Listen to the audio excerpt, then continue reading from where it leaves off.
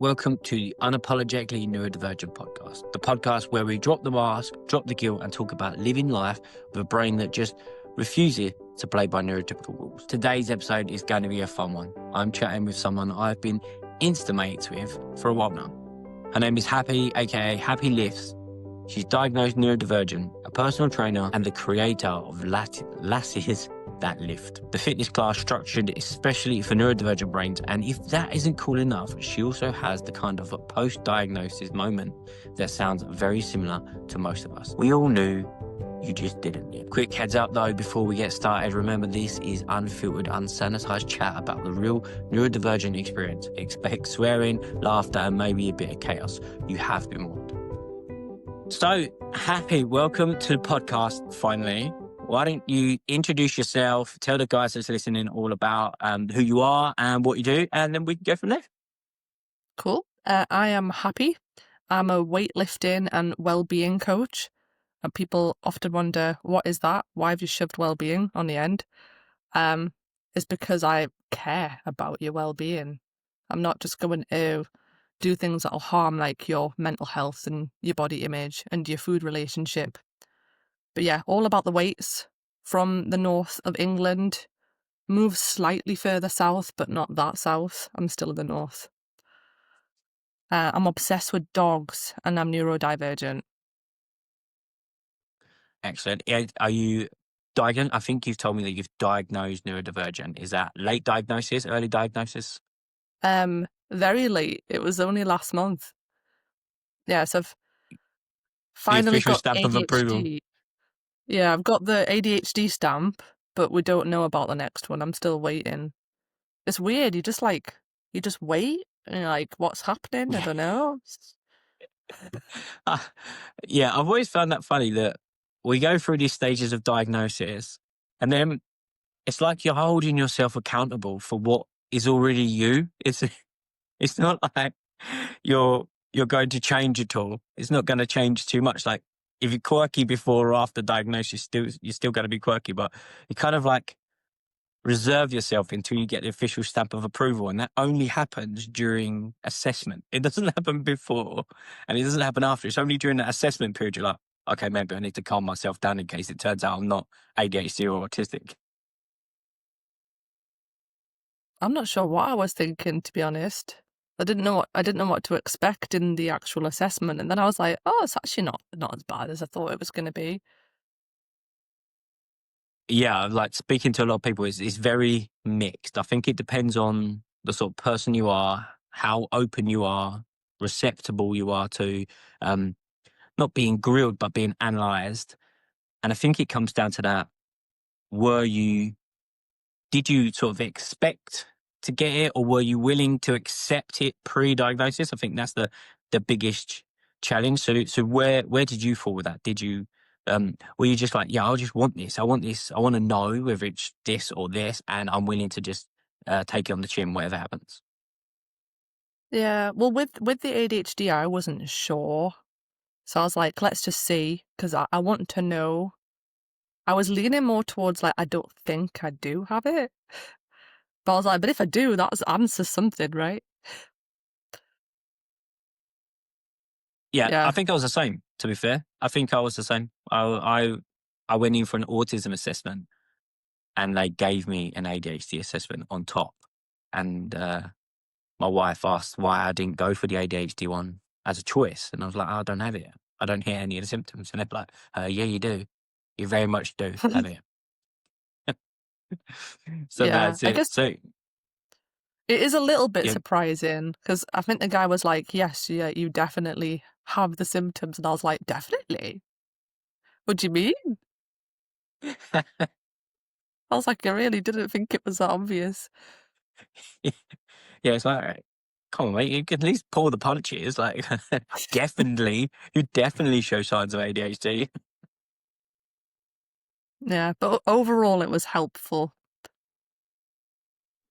So why is it that you felt that you needed or wanted a diagnosis? Is the whole, and I think I actually put in one of your question boxes, I was like, how do you overcome the paralysis? So like, it's the fact that I just don't get stuff done, which Yeah. is really bad if you're self-employed. I sit, not here, this is my living room. I sit at my desk with my laptop, my notebooks, everything. I've got like my multiple drinks. I'm ready to go.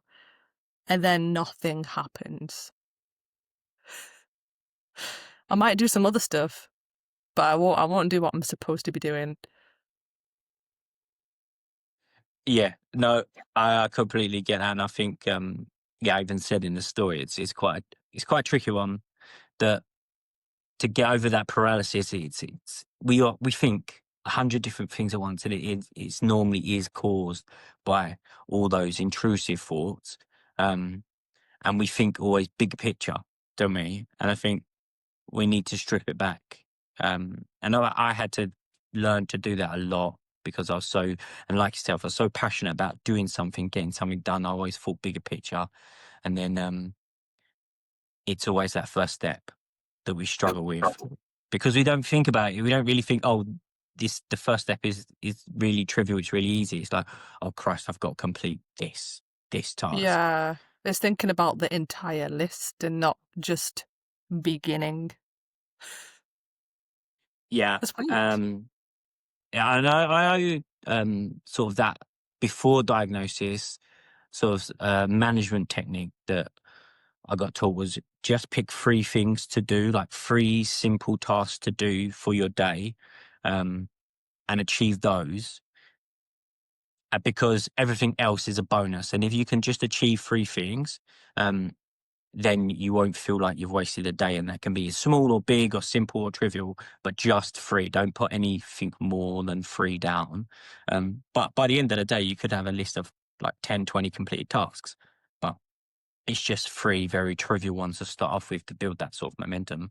But yeah, that was from a management course. I didn't have a bloody clue about ADHD back then. That's interesting. I ended up, so because the waiting list was so long, I found something and it's like here in Leeds. It's called Unmasked Neurodiversity. Um, CIC. Can't remember what the CIC stands for.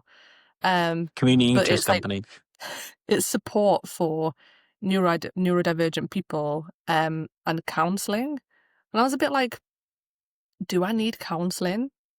But I was like, how about I look at it like support for being like this? And it's been really helpful. So the person I talked to, she's like, so you are putting way too much in your list. And she was like, and I think you know as well that it's unrealistic. And then that's why it's annoying you so much. So yeah, we like broke it right down. I think to begin with, it was like 1. You're going to aim to do 1. And I was like, but that's stupid. She's like, but it's not stupid because it's better than doing nothing. And I Yeah. was like, oh. Yeah, no, definitely. And I think that's sort of where I sit with my training as well. So when I train my clients, we do this thing called baselines, and it's what is the bare minimum that you can do on the worst possible day that takes the minimum amount of effort. That is a win. Um, Yeah. so I just had a check in with a client today, and we were talking about right, what's your movement baseline? So it's like walking the dog, simple. Just you've got accountability there. Something trivial is just eating 1 or 2 meals a day, because if you're someone who struggles to eat regular meals and things like that, so it's not putting so much pressure on you. What is that one trivial thing that takes the minimal amount of effort that you could do on your worst possible day? Because, like, as soon as the ADHD brain gets that little taste of dopamine, it tends to pick the mood up and hopefully build enough momentum to do something else. If not, my clients have their baselines to fall back on every day. So yeah, so how do you find it as a neurodivergent coach, and now teaching neurodivergence? How are you finding that transition? Are you finding you're learning more about yourself as well as learning other people? Because for me, that's how I learned a lot of mine early days. I coached over 2,000 people who had mental health and other neurodivergence in a very short amount of time, and I learned a lot in 2 to 3 years about myself and everything else. So I can imagine it's quite an Yeah. eye opener for you. I guess it's weird because I never had that label. I never expected to have it. Yeah. So I was learning without realizing. So then it's only been through this like unmasked neurodiversity, whatever you want to call it, counseling, where I've been like, she's like, well, think of an example. And I'll be like, oh, well, there's this client and this is what I say to them. I'm like, just plan to go in to the gym and all you have to do is 10 minutes and that's it. Just warm up for 10 minutes. If you don't feel like it, you can go home. I don't care if you only do 10 minutes. But then the dopamine kicks and you're like, oh, this feels quite nice. And then you start to get a bit carried away and then you end up doing a little bit of a session. For me, it's like, no, I end up doing a 2-hour session. But I'm like, oh yeah, so yeah, I am like that. That's weird, isn't it? And I'm like, all the stuff I've been telling people I could have been applying to myself, but I just never did. And I think like, because we're neurodivergent and we're using these techniques that are not necessarily traditional techniques we would have been taught like during our courses, it's that, like you said, it's that realization, oh, actually, I'm developing these techniques that do work for me. I don't necessarily take my own advice all the time, but I know they work for me.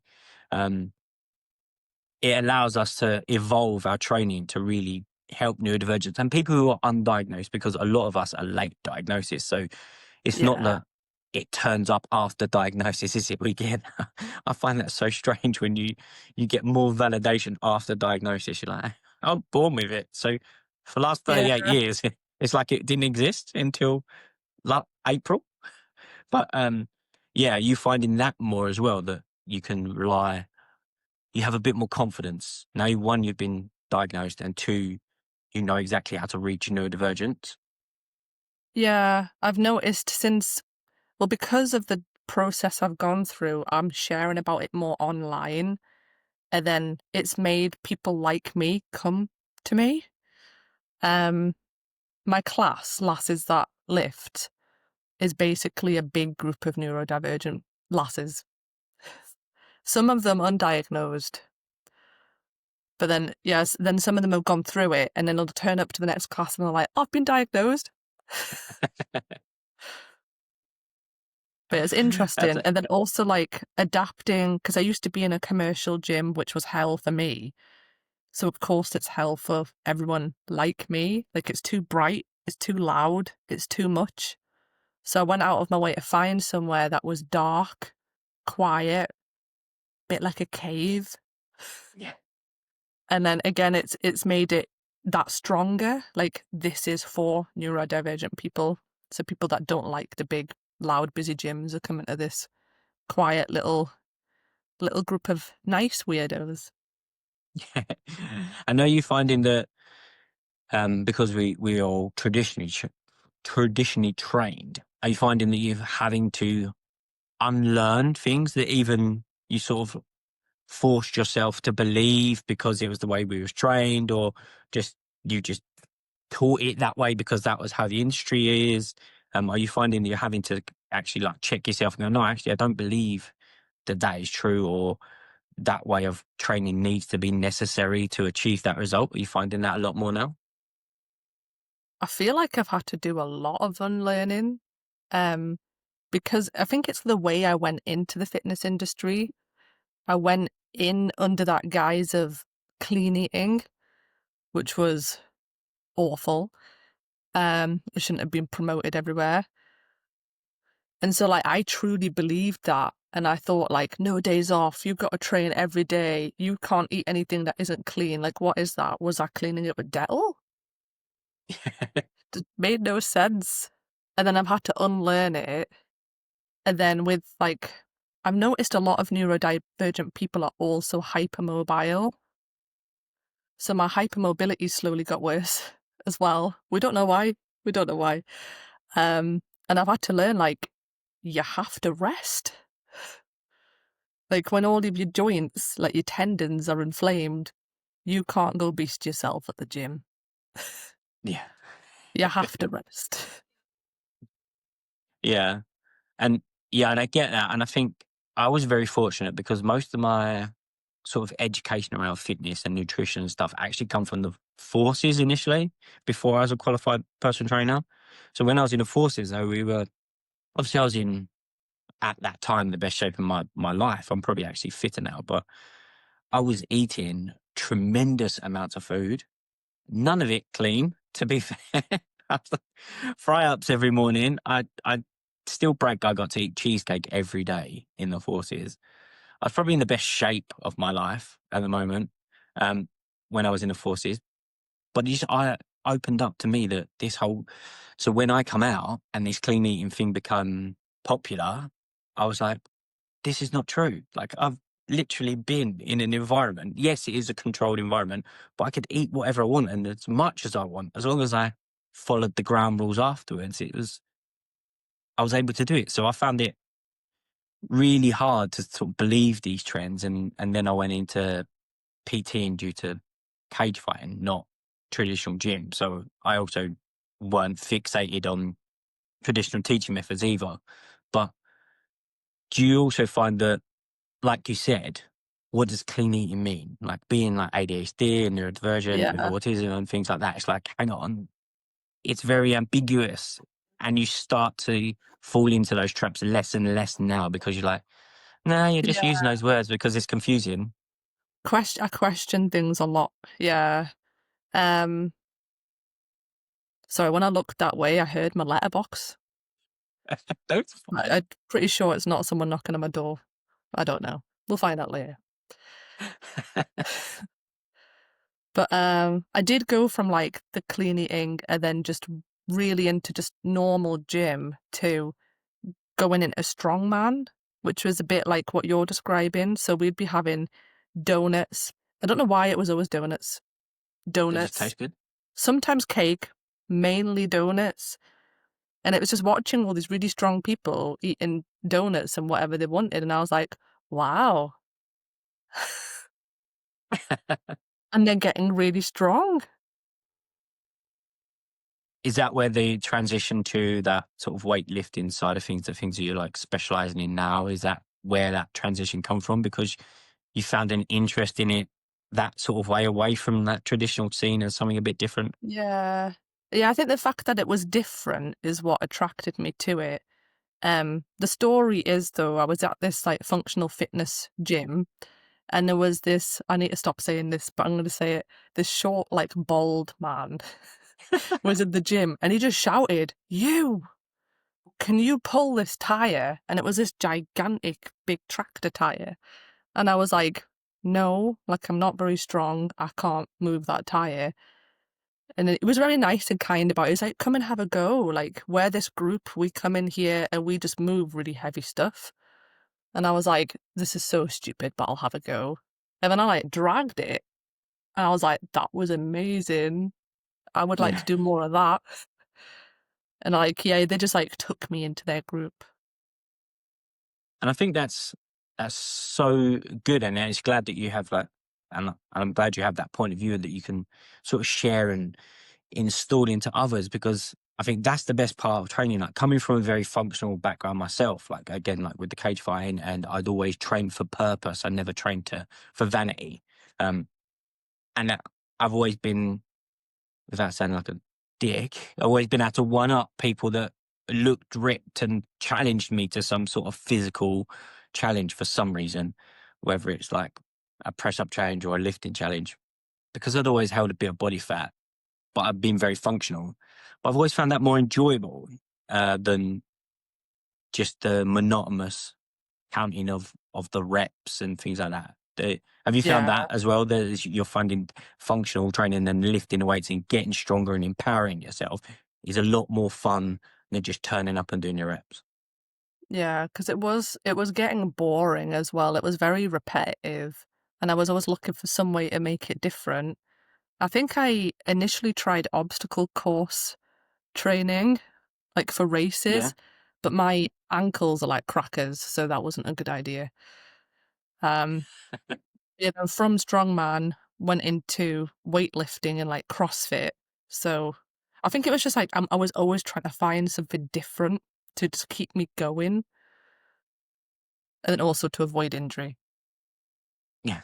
And I think that comes back to sort of like the ADHD and the dopamine seeking part of our brains, isn't it? I think when we're more aware of it as well, we're kind of scared not to lose that dopamine. So we sort of anticipate it and try and swerve off in another direction before that hits. And I find I do that so there's always an opportunity for me to come back to it because I haven't completely lost the dopamine. Um, are you finding that you change what you like to do quite often, or have you settled it a bit now? I think I've settled a bit. I have to check myself more now. I think it's because of the job I'm in. So I have to be able to be in a gym and coach people. So I can't do things where I am definitely going to hurt myself because then I can't do my job. Yeah. So I can try some things, but it's like only to a point. Um, but I think I do it without realizing. Like there'll be this need, or like I'll get curious and I'll be like, I wonder if I could still run a 10K. And I'm like doing no running at all. I'm like, I could train now and I could do a 10K. And I don't know where it comes from. And then I'm like, ooh, but at the same time, I could try gymnastics. I went to a taster gymnastics class though, and oh my God, I like couldn't move the next day. Yeah. I was walking like Tin Man. I was like, ow. Yeah, I've definitely done that myself. Before I got heavily into other sports, into my martial arts, I tried to do rugby because I'm quite a stocky guy. And yeah, I lasted probably about 30 minutes of the session, quit, made up some excuse about an injury and never went back. But I Yeah, now look, play like yeah, well, I now play American football, so I had to completely respect the rugby aspect of things, and I probably enjoyed playing it now, but I took it for granted the level of fitness that was needed. And you go, oh yeah, this is a great idea. As neurodivergents, we're like impulsive, and we're like, yeah, this looks fun. This is what I need. And next thing you know, you're injured. And I think that's why when I was cage fighting, I took up 4 different martial arts, so I didn't get bored of one technique. I think I was doing judo, kickboxing, taekwondo, Brazilian jiu-jitsu, and freestyle all in 1 week, just so I wasn't getting bored. that's one way to keep it interesting. Yeah. Just talking about injuries though, that is, oh, hello. Walks, come and say hello. She's awake now. Um, yeah, sometimes I don't know whether, again, it's like the neurodivergent thing, but sometimes I can't tell when I am literally injuring myself. Like, because I'll push myself and I won't realize it's hurting. Like, there's something wrong with my pain receptors. So I'll like But push there's myself in a studies. session or a competition or a class. And then afterwards, I'm like, ow, not just DOMS. Like, something's happened. There is studies in neurodivergence, especially autism, the pain receptors and the way the brain communicates pain um, is in some people is not always there and it's not always properly. So you like for me, it was actually a concern, and one of the big things I brought up with my autism assessor is I will laugh at pain, whether it's in myself or others. That'll be my first reaction to just like I do chuckle that or as giggle well. or yeah. If I hurt myself, I'm like that, and I could seriously hurt myself, but it'll be laughter. And because my brain struggles to process, apparently struggles to process that it's pain. And I think that is why phrases like no pain, no gain is so dangerous to neurodivergence because we can't process, okay, what does it actually mean? I mean, really, if we Yeah. say mild discomfort, no discomfort, no gain, then we go, oh, okay, that makes more sense. And it should make more sense because it doesn't make any sense to us anyway. Yeah, because we take things very literally. So if you say no pain, no gain, you're like, okay, so what level of pain do I need to experience? Do I need to not be able to move? Do I need to not be able to like, is it excruciating? What is it? And that can put people off, but it can also put people to dangerously push themselves. And I think that's why the best coach for neurodivergence is a neurodivergent rather than Yeah. someone who's has in like good intentions. Someone has good intentions, but then they're just not going to get that insight, because it's more the fact that we don't process information more than everyone else is processing the information. We're like, yeah, it's just not there, not happening. Yeah. Literally thinking to things that have happened in classes where people have said like, oh, Yeah, so yeah, I've had a coach before, but they'd always be like, but can you feel it? And they'd be like, yeah, feel what? And they'd be like, so you're meant to be feeling it here. And they'd be like, I don't think I feel anything. And then they're like, right, well, you really need to push it so you can feel it. But they're hypermobile and neurodivergent, so they're not going to feel it. So then I'm and having it's to like, teach them, you don't have to feel it and you don't have to push it until you feel like your tendons are about to snap. yeah, And then also and they're like, it's oh, but aren't you meant to like be really sore? And I'm like, well, for you, no, not for yeah, you.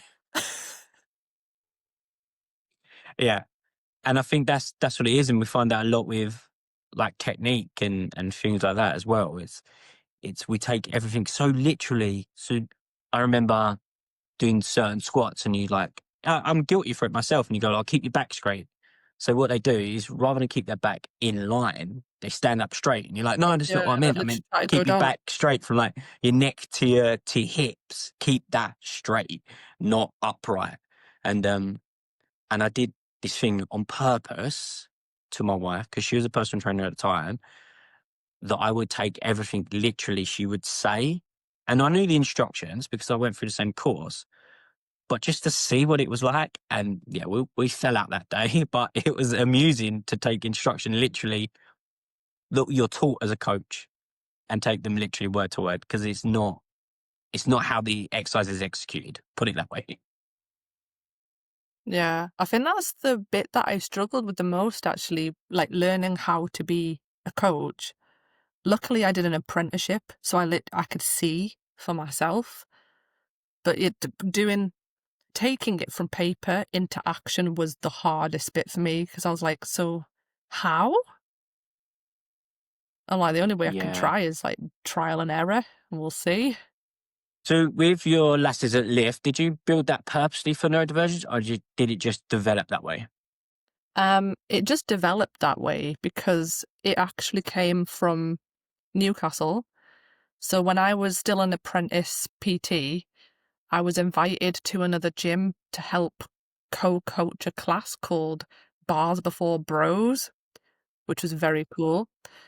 And then like a strong woman club, because I was competing in strong woman at the time. So they were like, we'll bring one in to help coach it.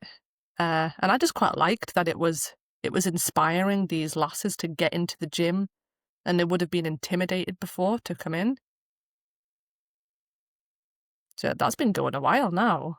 It's like at least 7 years. So like in different forms, it's been going.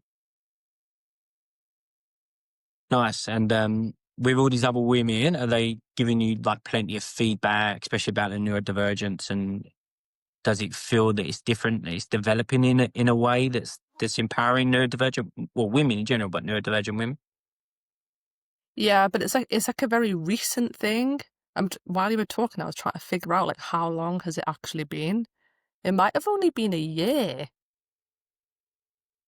Yeah, I think like it's only in the past year of me, because I moved from the commercial gym, because it's been exactly a year. 2 days ago, I think it came up, and it was like, a year ago you posted this. You were changing. You were changing to this location so it could be more neurodivergent friendly. So yeah, it's been a whole year of putting it out there that the space is more like, it's less overstimulating. I can control the music and the lights and the amount of people, so it's not overbearing, like overwhelming. And then just talking about my journey of like waiting to be assessed, working with this counselor, then getting the diagnosis. But That's cool. they do all talk about it though. Like it seems to be a topic of conversation. Like every class, people talking about their experiences with their assessment, and then someone else will be like, "Oh, I've been on like the waiting list for 10 months. So I think my assessment's coming up soon. Like, what was it like? What did they ask you? And it's just quite nice because everyone's supporting one another. And then like, oh, the question about meds is quite interesting because you don't know what to expect at all. It's nice to get some insight. Yeah, and I think because it's also a very personal journey as well. Even when it comes to medication, everyone is going to be medicated differently. Like I personally am not going down the medicated route. For me, my journey has been very open and raw anyway. So I've learned to adapt without medicating. Um, I know what I need to put into place to help me grounded. So I've not, but then I have clients and other people that I speak to that swear by medication. Um, so it's very personal, and I think, like you said, it's also that unknown. It's like for me anyway. It's like what's going to be taken away from me to make me function normally, as to speak. What element of me is going to be taken, good or bad? But what is that element that's going to be taken away or calmed down to make me function normally? That's the lack of a better word. Yeah, I have wondered about that. I'm like, what if I'm not a little weirdo? But I don't think I it like could work being that that. I like being effectively. quirky. But I know a few people now that are on medication and they seem the same. Like they're still them. They are actually just more decisive Yeah. and able to get back to my messages, is what I've noticed. Because they're like, have you noticed any difference? I'm like, you've been replying and you had a decision to make and you just made it. Yeah. And that's mind blowing actually. Yeah, there's that sort of like something that's that procrastination element and that overthinking element. And I do get that quite a bit. Like people talk about the the food noise, decision paralysis, things like that, executive dysfunction. That does tend to be less. Um, but yeah, I just thought that it's always been a thought, like what else is going to come away for me to do that? And being both autistic and ADHD, there's that element of if one sort of slows down. If one wolf gets weaker, which wolf Yeah, we is the might other want to. wolf getting stronger? Yeah. Oh, I have no idea. Maybe it's Yeah. because I have not had my second assessment yet. But I found it interesting. Like once I went through the assessment and got my diagnosis, and then they do ask like, are you going to consider medication? And I said yes, and I was like, which is weird because when GPs told me I had anxiety and depression, I would always just shut down any talk of medication and be like, no, like just no, I'm not doing that. And I'm like, it's quite interesting because maybe that was never the issue. Maybe it was always that my brain is this way. Yeah. So especially a lot of women are misdiagnosed with anxiety and depression due to ADHD. Um, that is common. That is even known by the NHS, which is even more frustrating.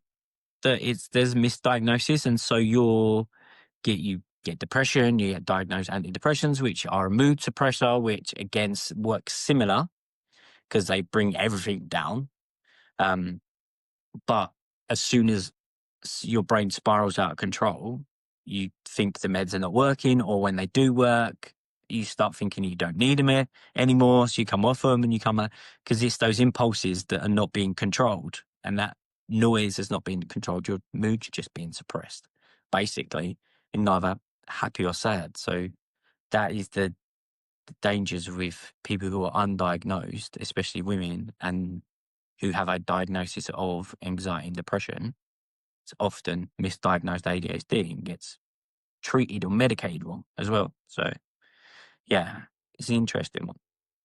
Yeah, because I think I even remember back to when I was diagnosed with it, and I used to say like, but I'm not actually sad. I think that's what would always throw them as well. I'm like, I'm not sad. I'm just I'm like struggling with something, and yeah, it's just surprising that they never picked up on that. Oh well, Yeah.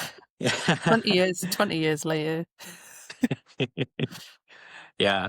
And yeah, it is frustrating. Like I've been in this world in some capacity for a long time, and I often see that people get misdiagnosed for something, get medicated for something, and it ends up getting worse. But you've been told that this is what you've got, and this is the medication that you need, and then anything outside that is tough. Basically, you get told this is what you got. This medication is going to help. If it don't help, we'll even put you on another medication, or there's not much we can do for you.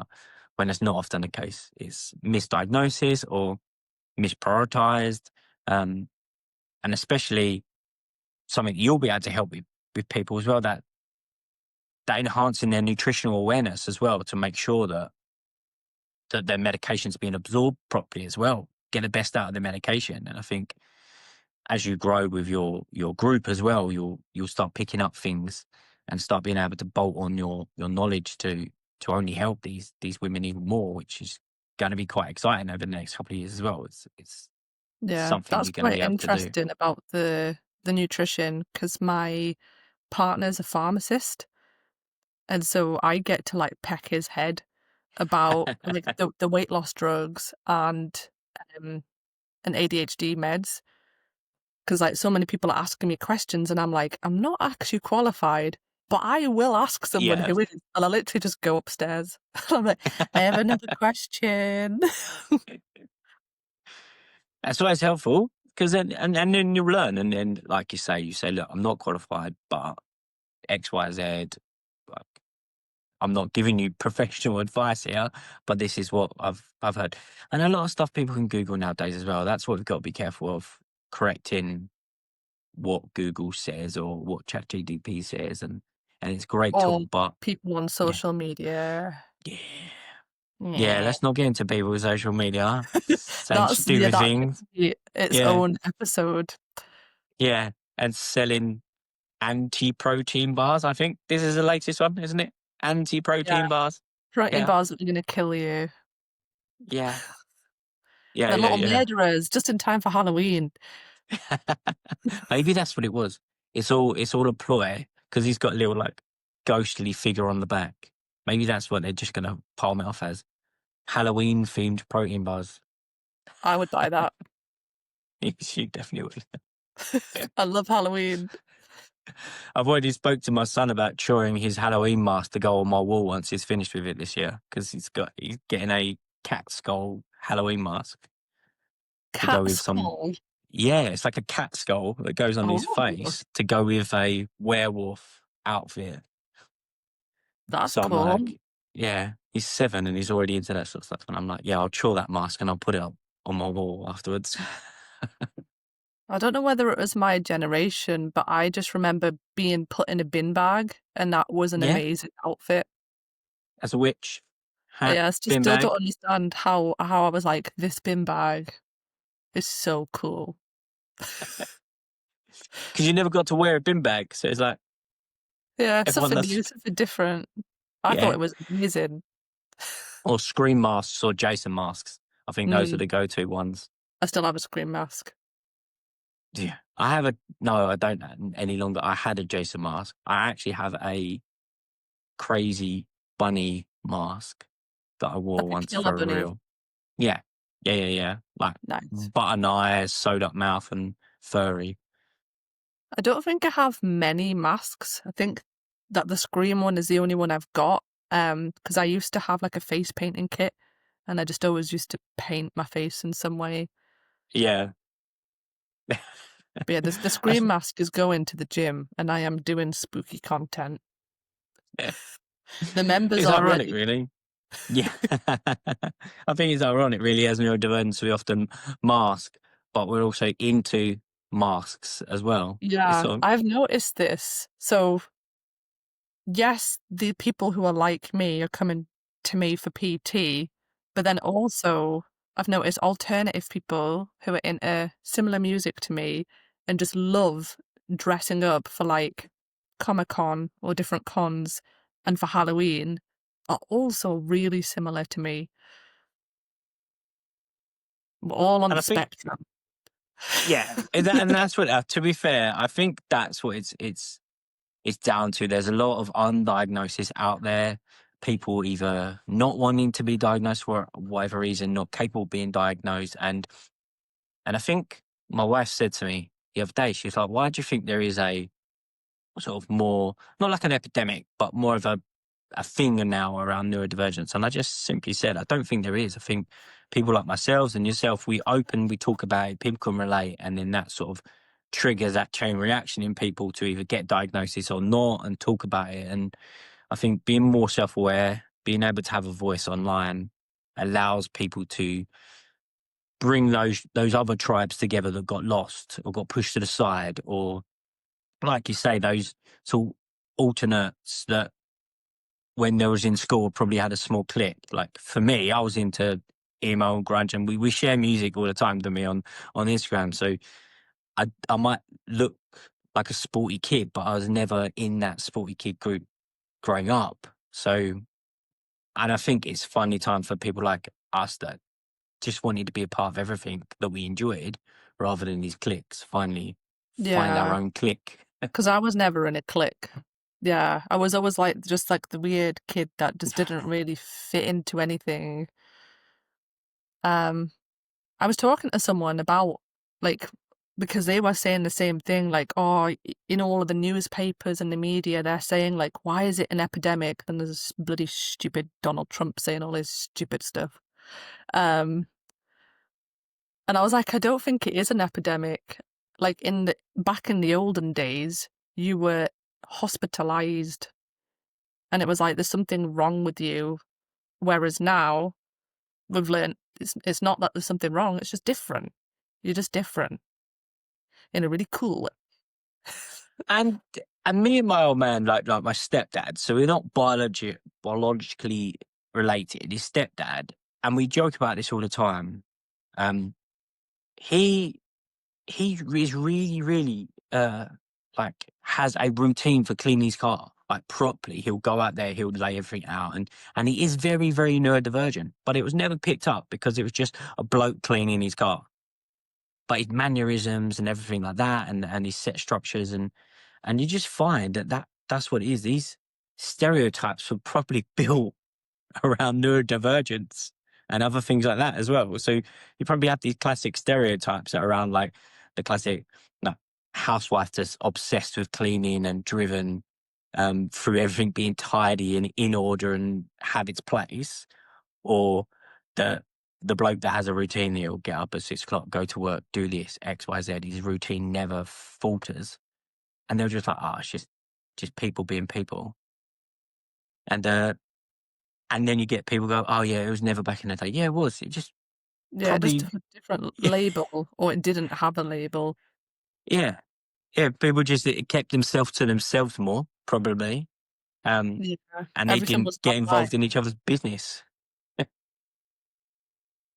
Yeah, well, like part of the counselling that I've been having, I won't name names in my family, um, but we have been noticing a pattern, and it's like, Yeah, oh, that's where it came from. And it's like, yes, that person is definitely on the spectrum. And it's yeah, actually surprising that it wasn't picked up on. And it's like, if yeah, like there's a pattern of all the children being diagnosed now, it's like, just look upstream. yeah, 100%. So I'm diagnosed with ADHD and autism. One of my sisters is diagnosed with ADHD. Her kids, one of them has an ADHD diagnosis. My other sister, one of her kids has an autism diagnosis. And when we're all together, we just look at my mum and we're like, it's hereditary. So, like, you can say what you want, but it's hereditary. And then we think about sort of her quirks across the years, and you're like, yeah, we should have seen it coming. Yeah. And things like her thinking that I was non-verbal till I was 5 was perfectly fine and perfectly normal, and just me says it all, I was really. nonverbal too. Yeah. I See, just used to non-verbal like crew. tap people like this. Apparently, I could speak. I just chose not to up until I was about 5, and I'll just point and grunt to things, and they had to really encourage me to talk. Um, which is ironic, really, considering now I talk for a living. Yeah, yeah. Make a joke of I was so quiet when I was younger. I'm making up for it now. Yeah, But yeah, family gatherings they're quite entertaining because of this. Like you just kind of watch everything happening, and then there's just like me and my sister going. yeah, yeah. Yeah, and my aunt, she's diagnosed ADHD as well with a suspected autism. So it's like, yeah, just we're a very spicy family. We're a mixture, a whole concoction of neurodivergence in going on. Yeah, it's interesting. But my in-laws, I would say, are quite neurotypical, which is interesting. Or is it that they just think I'm interesting? I Yeah, don't know.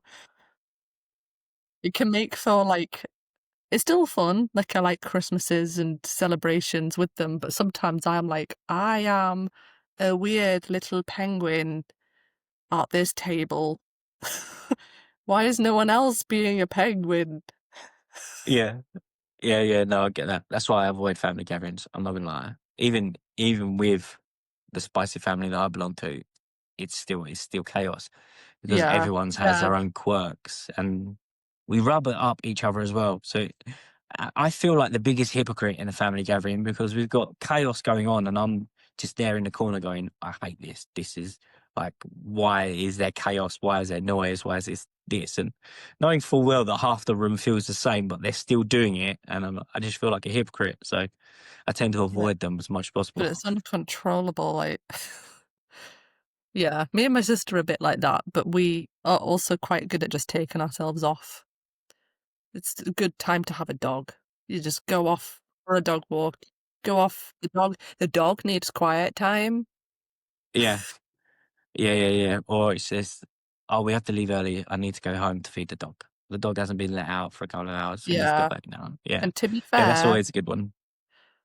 I don't leave her for longer than 4 hours, so Yeah. Um, so what I ask my guests always is there a moment that is a little bit unhinged in your past where you was like, "Oh, okay, that was very neurodivergent of me," without even realizing something that just brought yourself to your own attention, something that you might have did or said or like acted, and you're like, "Oh yeah, that's very neurodivergent." Like, is there a moment that sort of sticks out? there's a few. And go for 'em, yeah. But I think more it was more to do with, like, my spatial awareness, and I was like, because 'cause I'm dyslexic, I was like, "That's just so dyslexic of me." Um, but I was new to CrossFit, and the coach was trying to teach me how to kick up into a handstand across the against the wall, and I did something, and he went, "I've never seen anyone do that before. Like, what went through your brain that made you do that?" And I just hurtled myself, like, threw my body against the wall. I don't even know how. I was like a little catapult, and then I rebounded off the wall and went flying the other way, and he was just like, "Wow." And I was also like, "You've never seen anyone do that before? What do you mean?" And I was also like, "But why did I do that?" Sometimes I look at my sons, they sometimes do that. That's how I know they're, especially youngest, is going to be somewhere in the neurospiciness because he will run face first into things without thinking twice. I just thought I was really clumsy. Like, I thought I was also misdiagnosed, I think. Um, so back when I was diagnosed as dyslexic, when I was in uni, they said they thought I had something called Erlin's syndrome. So you get like these sparkles in your vision, and like the wall in front of me is white, so it's just very sparkly, like staticky. Yeah, yeah. You like walk into things, you just have no spatial awareness. You really struggle to like read and write. You're just very, very clumsy. And they were like, that's you.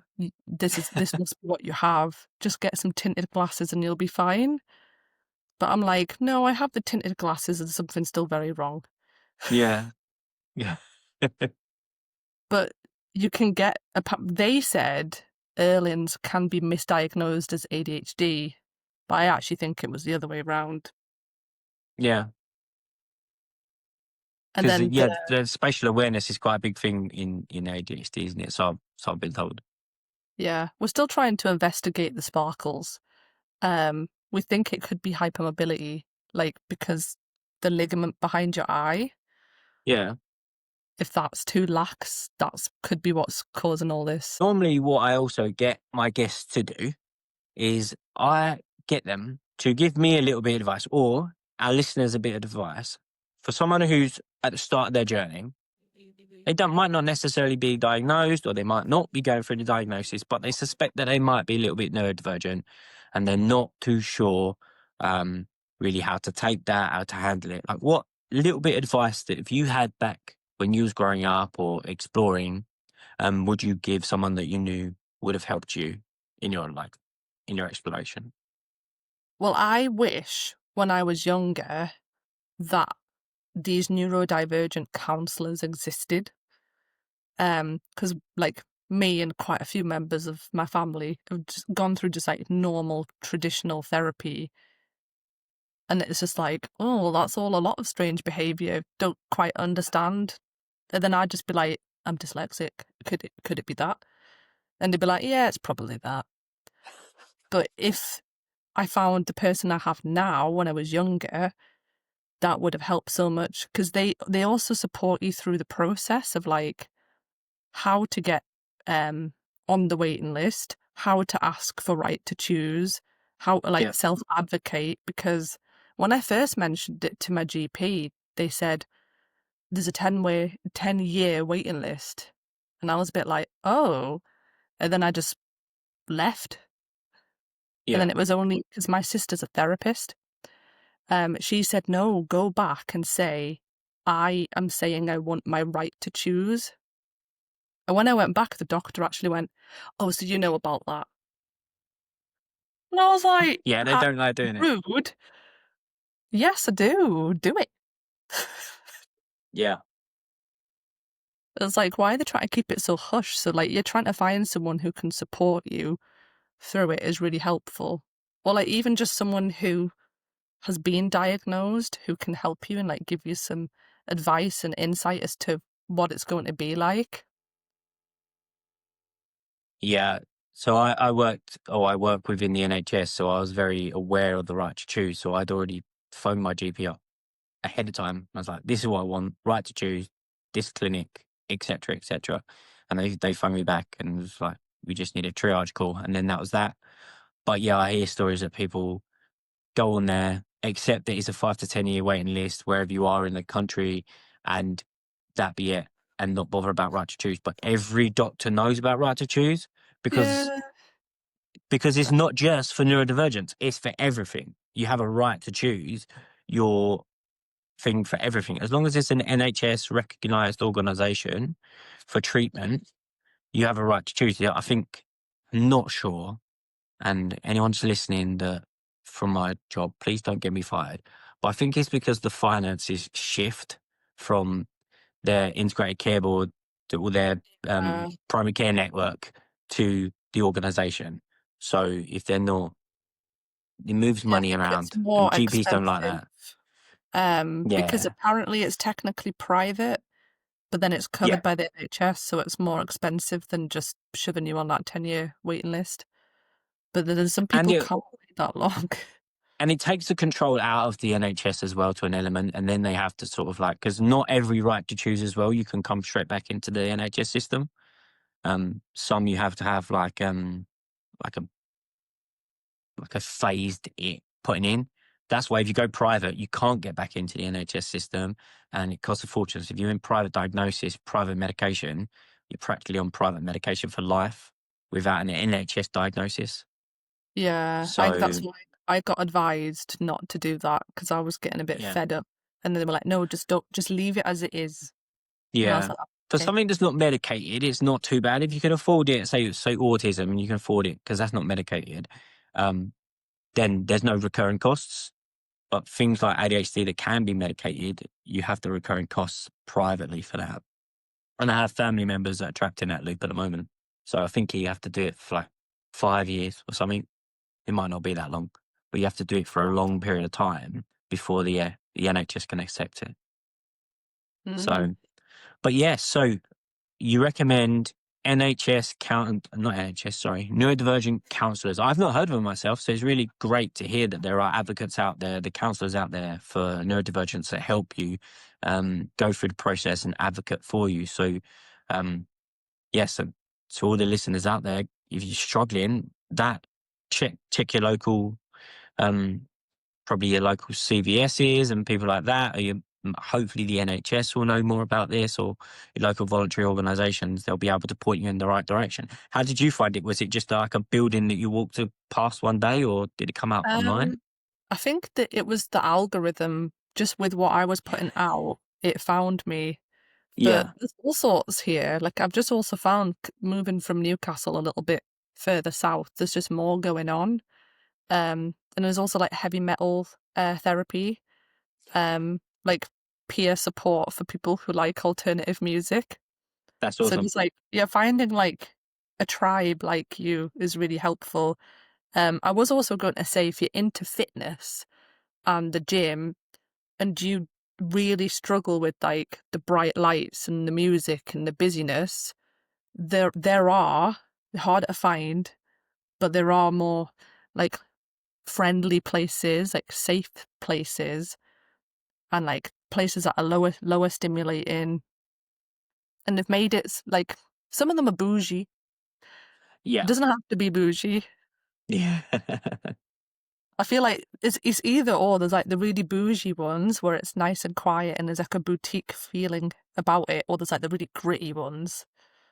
yeah. And I I think tend like if people Google like bistro gyms, because that's what I think they're dubbed as. They're small business gyms, and I owned one, and my mate does, and that's where I train. I train in technically what's a bistro gym, a small warehouse, that's been converted.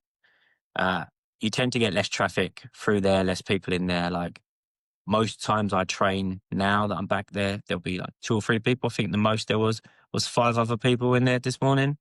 Um, See you again. And something that I used to do in my place of work was autism friendly gym sessions. So if you've got a gym that does them, what they'll tend to do is reduce the lights and reduce the sound, like reduce the music. It's not so, if you do suspect that and that seems to be your like ick, then if your gym does do autism friendly gym sessions, then maybe see if you can attend those as well. They're not like, I know we have this taboo about going to the extreme of going to a session like that, but if it's going to help, I don't see what the problem yeah, is. And I everyone don't keeps see a themselves to problem in themselves it. anyway. Yeah, because when I was at the big commercial gym, I kept saying we should do stuff like this. And I was a bit like, because I work here and I'm struggling, they just did not want to hear it. So I've noticed it's the smaller gyms, like the independents, they have a bit more care. And so they're doing things like this. And there's like events.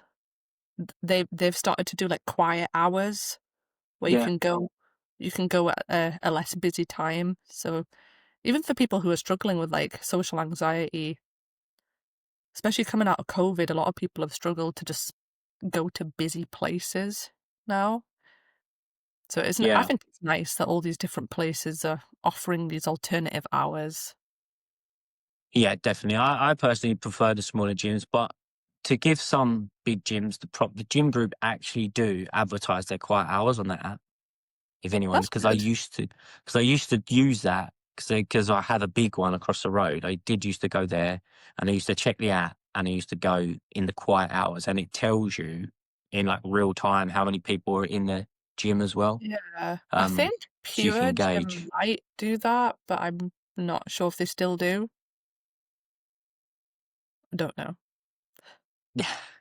Well, it hopefully be one of like an ambition to mine to.